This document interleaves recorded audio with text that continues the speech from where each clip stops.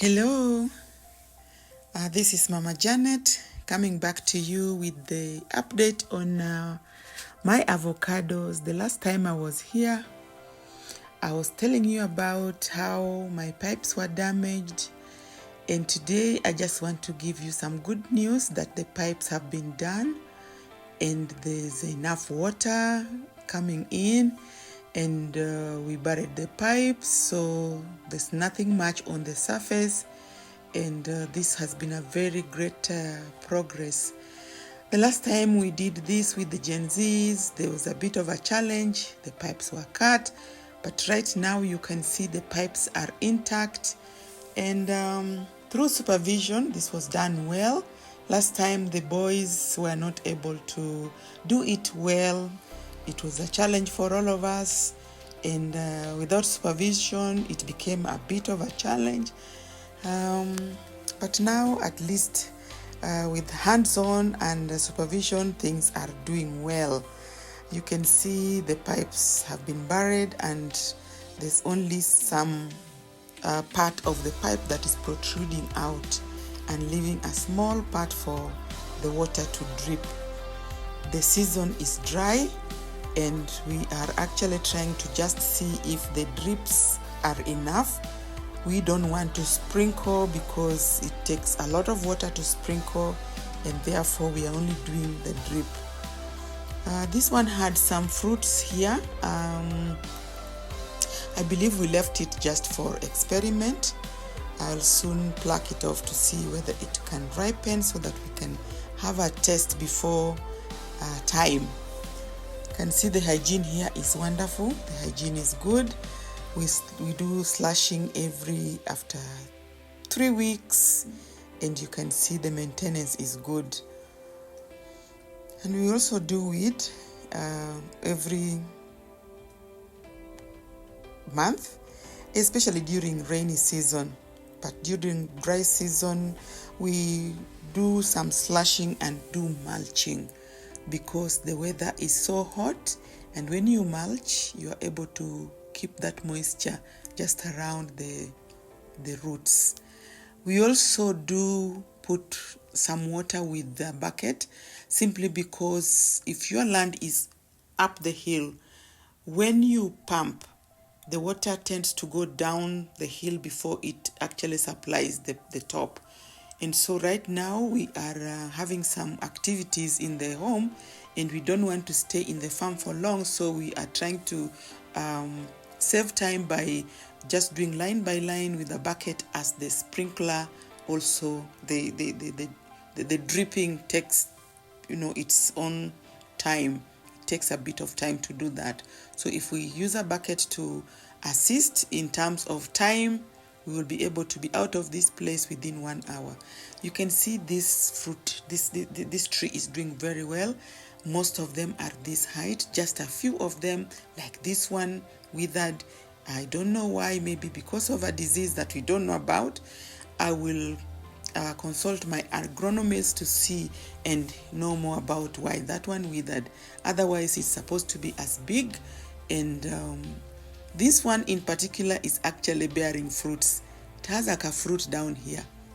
Have enough water, you can see, but I'm afraid that if we misuse this water, if the drought prolongs, we will not be able to manage and maintain the farm because the water might run out.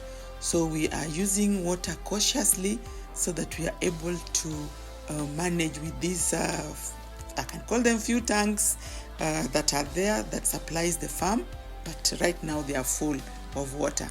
So if the drought goes longer, we will not be able to manage. You can see the soil is very dry. It is very dry, and the water is only concentrated around the roots. And so we do this not daily, but not once per week, but twice per week, so that we only concentrate around the tree itself. Otherwise, if we misuse water, we may not be able to manage, depending on the drought. So that is what we have been doing. You can see we are actually trying to make sure that each plant is got enough drip, and this takes a bit of time. It is not something that you do in a hurry. Here in retirement, I've learned to be patient, I've learned to be consistent, and I've also learned to know that you have to work with a purpose. And there's something that you are not told when you are retiring. Patience. Patience is a virtue and it pays. So in retirement, you might just wonder how you will employ this. Look at this plant. This plant has been here for 3 weeks now. It's one of the plants that we replaced, and I can see it doing well. We had to transplant some, to bring some soil from the nearby tree right behind me there, and remove the other heap, put it aside and see whether it can work. And it has worked. There is the one that we had planted here. It dried up here, so you can see there it is. I'm uprooting it. And also there's so much black jack around. It's also a very stubborn plant.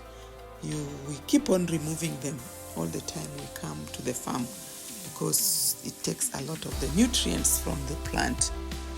So that carrying of the soil from one place to the other is helping. There could be something wrong with some parts of the shamba. Maybe the maram area is not conducive for the plant.